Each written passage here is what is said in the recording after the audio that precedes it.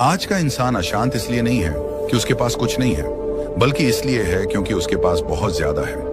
बहुत ज्यादा जानकारी, बहुत ज्यादा तुलना, बहुत ज्यादा इच्छाएं, बहुत ज्यादा अपेक्षाएं। सुबह आंख खुलते ही मोबाइल उठता है और दिमाग पर हमला शुरू हो जाता है।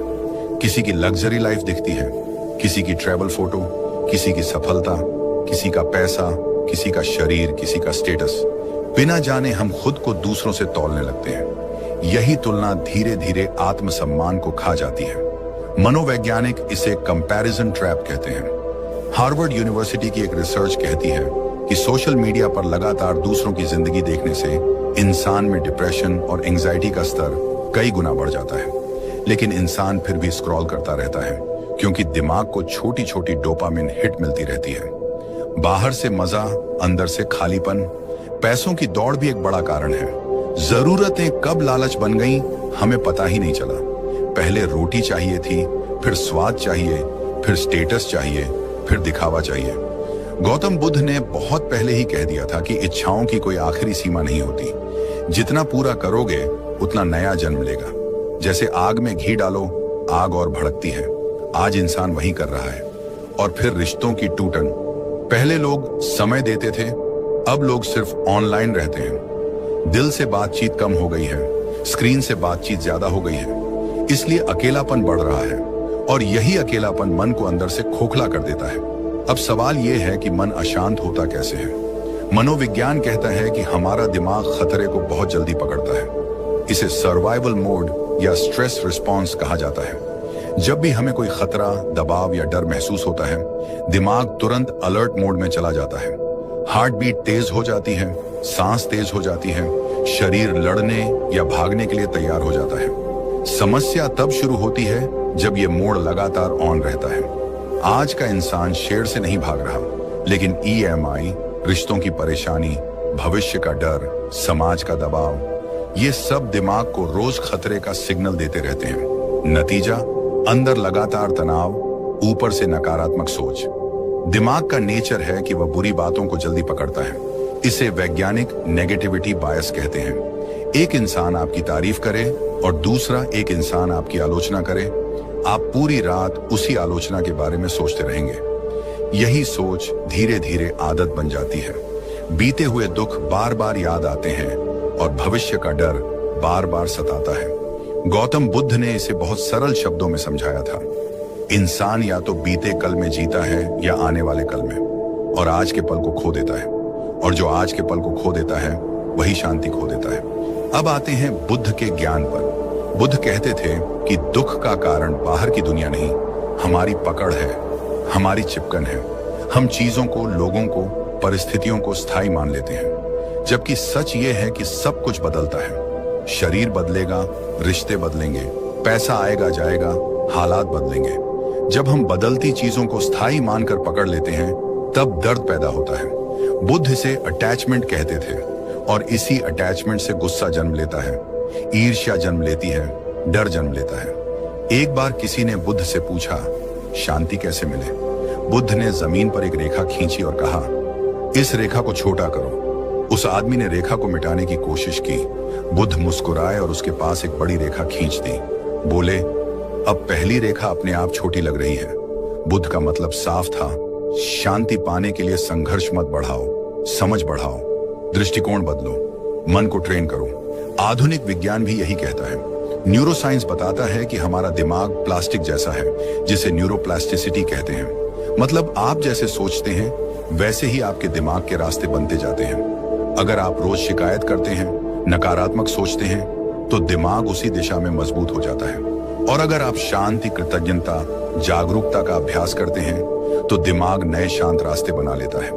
यही कारण है कि मेडिटेशन को आज दुनिया के बड़े बड़े वैज्ञानिक और डॉक्टर मानसिक दवा कह रहे हैं। हार्वर्ड मेडिकल स्कूल की रिसर्च बताती है कि रोज 10 से 15 मिनट ध्यान करने से दिमाग का वह हिस्सा मजबूत होता है जो भावनाओं को नियंत्रित करता है।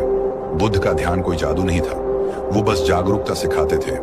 सांस पर ध्यान, शरीर की अनुभूति, मन के विचारों को देखना बिना जज किए। जब आप अपने गुस्से को देखते हैं तो गुस्सा कमजोर पड़ने लगता है।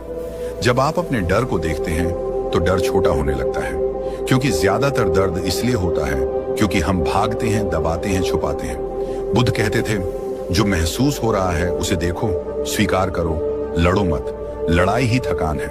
अब सोचिए, अगर इंसान खुद को शांत रखना सीख जाए तो जीवन कैसा हो जाएगा। फैसले गुस्से में नहीं होंगे, समझदारी में होंगे। रिश्तों में चीख नहीं होगी, संवाद होगा। चेहरे पर बनावटी मुस्कान नहीं होगी, अंदर की चमक होगी। आप बाहर से उतने अमीर न भी हों, अंदर से आप राजा बन जाओगे। यही बुद्ध की असली संपत्ति थी। उनके पास महल नहीं था, लेकिन उनके पास मन की आजादी थी। और अब इस वीडियो का सबसे जरूरी हिस्सा, आज से आप क्या बदल सकते हैं। सबसे पहले खुद से ईमानदारी। मान लीजिए कि आप थके हुए हैं, परेशान हैं, उलझे हुए हैं। इसे कमजोरी मत समझिए, यह इंसान होने की निशानी है। दूसरा, सांस को अपना दोस्त बनाइए।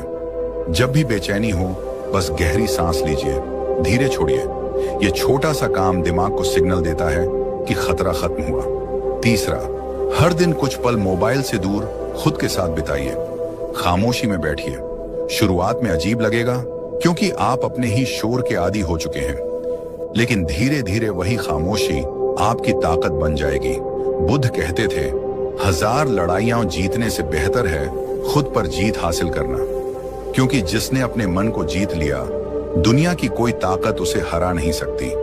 और यही आज की दुनिया की सबसे बड़ी जरूरत है। बाहर की दुनिया बदलने से पहले अंदर की दुनिया को शांत करना। आज अगर आप इस वीडियो से सिर्फ एक बात लेकर जाएं, तो वो ये कि शांति कोई लग्जरी नहीं है, ये जरूरत है। पैसा आपको सुविधा देगा, नाम आपको पहचान देगा, लेकिन शांति आपको जीवन देगी। और ये शांति आपको किसी बाजार में नहीं मिलेगी, ये आपको अपने अंदर ही उगानी होगी। तो आज से एक छोटा सा वादा खुद से करिए। जब भी मन भागेगा, आप उसे प्यार से वापस लाएंगे। जब भी गुस्सा आएगा, आप प्रतिक्रिया देने से पहले सांस लेंगे। जब भी तुलना आएगी, आप खुद की यात्रा को याद करेंगे। यही छोटे कदम धीरे धीरे आपको उस जगह तक ले जाएंगे जहां जीवन सच में सुंदर लगता है। और अब जरा उस इंसान की कहानी सुनिए जिसने पूरी दुनिया को शांति का रास्ता दिखाया। गौतम बुद्ध का जीवन कोई साधारण कहानी नहीं है। यह उस इंसान की यात्रा है जिसने सब कुछ होने के बाद भी सब कुछ छोड़ने का साहस किया। एक ऐसा राजकुमार जिसके पास महल था, सोना था, सेवा करने वाले लोग थे, आराम था, ऐश था, लेकिन फिर भी उसके भीतर एक सवाल उठता रहा। अगर सब कुछ है तो फिर ये बेचैनी क्यों है? अगर जीवन इतना सुंदर है तो फिर हर चेहरे पर दर्द क्यों है? जब सिद्धार्थ ने पहली बार बीमारी देखी, बुढ़ापा देखा, मृत्यु देखी, तो उनका पूरा अंदर हिल गया। उन्होंने समझ लिया कि यह दुख किसी एक इंसान का नहीं है, यह पूरी मानवता की समस्या है। उसी दिन उनके भीतर कुछ टूट गया और उसी दिन उनके भीतर कुछ जन्म भी ले गया। सत्य की खोज। राजमहल छोड़ना आसान नहीं था। वहां मां का प्यार था, पत्नी का साथ था, बच्चे की मासूम मुस्कान थी। लेकिन सिद्धार्थ जानते थे कि अगर वो खुद को नहीं समझ पाए तो ये सब भी उन्हें शांति नहीं दे पाएगा। उन्होंने बाहरी आराम छोड़कर अंदर की यात्रा शुरू की। जंगलों में गए, तपस्या की, भूखे रहे, दर्द सहा।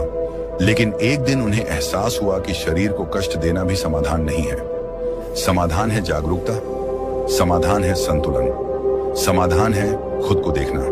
और उसी क्षण पीपल के पेड़ के नीचे बैठकर उन्होंने अपने मन को देखा, अपनी सांसों को देखा, अपने विचारों को देखा। और वहीं से बुद्ध का जन्म हुआ, एक ऐसा इंसान जो जाग गया। बुद्ध का सबसे बड़ा संदेश बहुत सरल था लेकिन बहुत गहरा था। शांति बाहर नहीं है, शांति भीतर है। हम पूरी जिंदगी सोचते रहते हैं कि जब ये मिल जाएगा तब खुश होंगे, जब वो मिल जाएगा तब शांत होंगे।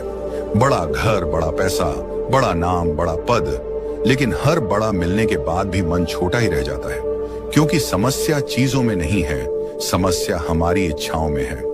बुद्ध कहते थे कि इच्छाएं आग की तरह होती हैं, जितना ईंधन डालो उतनी तेज जलती हैं। आज का विज्ञान भी यही कहता है।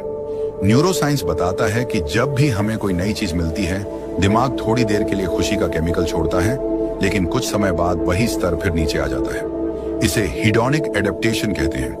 मतलब हम खुशी के आदी हो जाते हैं और फिर नई खुशी की तलाश शुरू कर देते हैं। यही चक्र हमें थका देता है। बुद्ध ने इसके उलट रास्ता बताया, संतोष। उन्होंने कहा कि जिसके पास संतोष है उसके पास सब कुछ है, और जिसके पास संतोष नहीं है उसके पास कुछ भी नहीं है। वर्तमान में जीना उनका सबसे बड़ा अभ्यास था।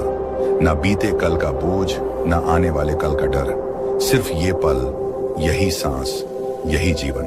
और जब इंसान इस पल में टिकना सीख जाता है, तब उसके भीतर एक अजीब सी शांति उतरने लगती है। मनोविज्ञान इसे माइंडफुलनेस कहता है। आज दुनिया के बड़े बड़े वैज्ञानिक और डॉक्टर इसे मानसिक स्वास्थ्य की दवा मानते हैं, क्योंकि जब आप वर्तमान में होते हैं तो दिमाग का वो हिस्सा एक्टिव होता है जो शांति, संतुलन और समझ से जुड़ा होता है। अब सवाल आता है, इस शांति को रोजमर्रा की जिंदगी में कैसे लाएं? बुद्ध का ज्ञान सिर्फ किताबों के लिए नहीं था, वो जीवन जीने की कला था। सबसे पहले उन्होंने सांसों से दोस्ती करना सिखाया।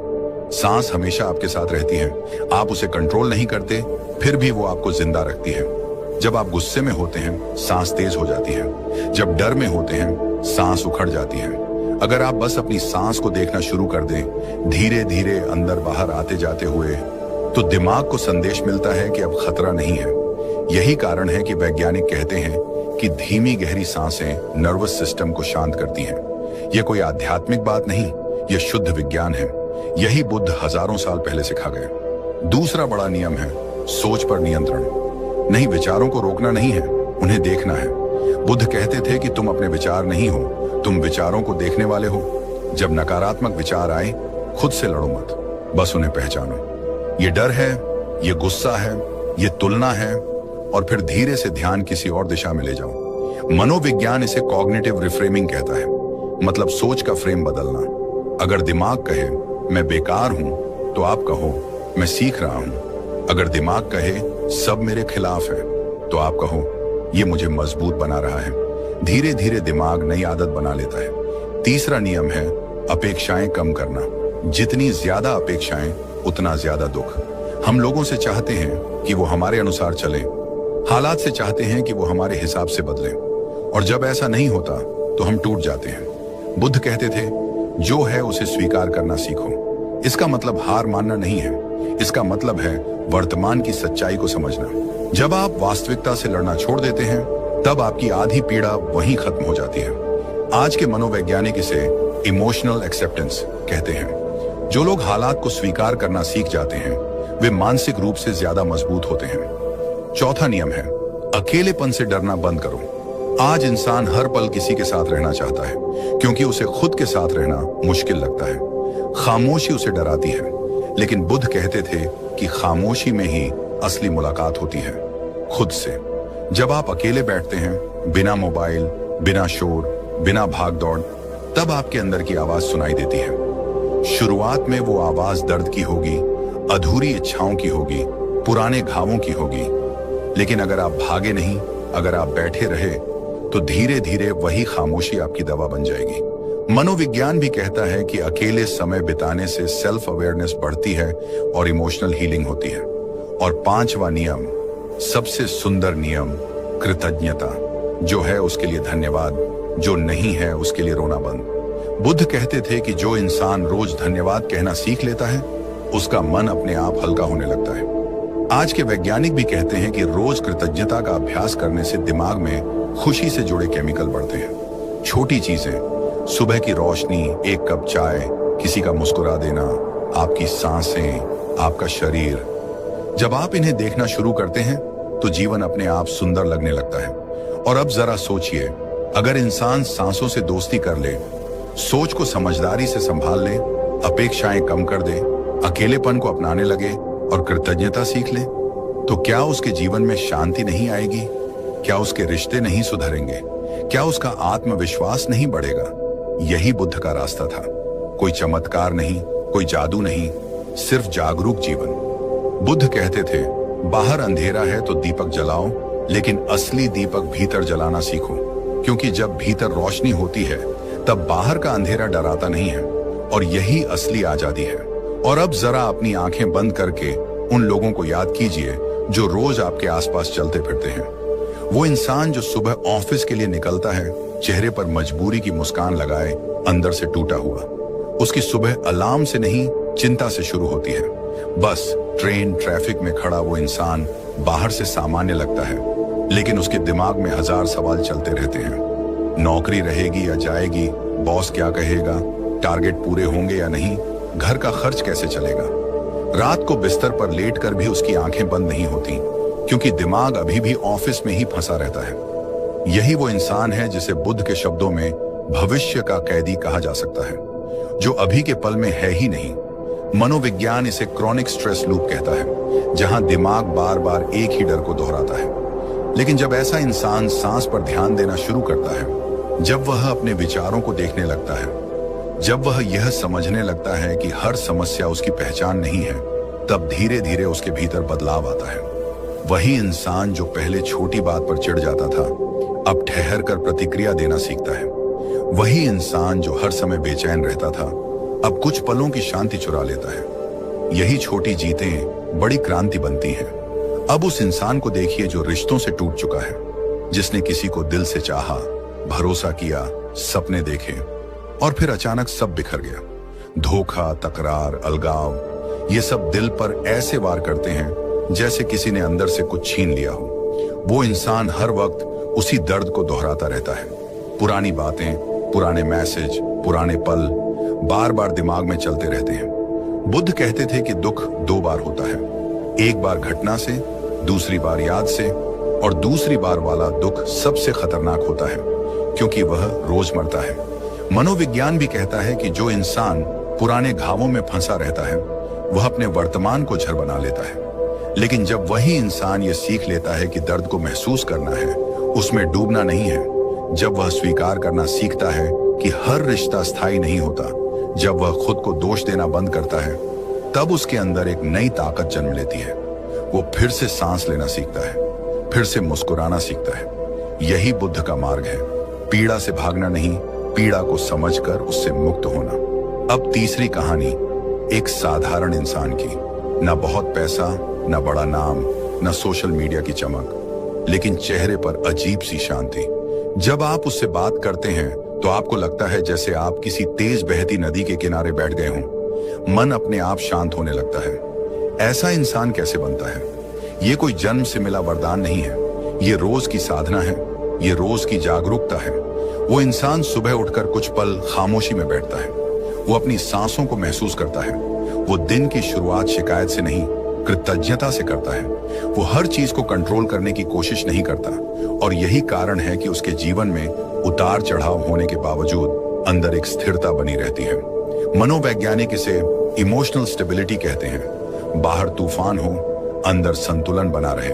और अब बिफोर और आफ्टर की सबसे बड़ी कहानी, वो इंसान जो पहले हर वक्त गुस्से में रहता था, छोटी बात पर टूट पड़ता था, लोगों से लड़ता था, खुद से नफरत करता था, उसका दिल भारी रहता था, शरीर थका रहता था, नींद पूरी नहीं होती थी।